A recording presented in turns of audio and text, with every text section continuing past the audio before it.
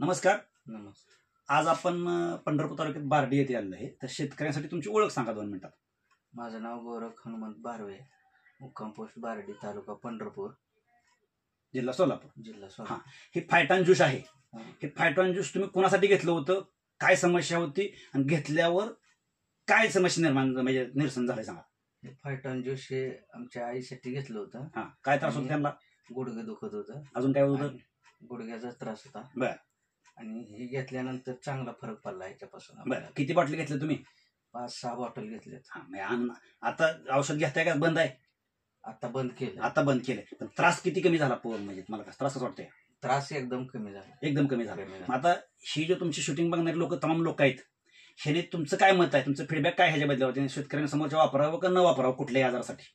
ही चांगलं औषध आहे आणि चांगल्या प्रकारचं आहे, याचा रिझल्ट पण चांगला आहे. बरं, ओके, धन्यवाद.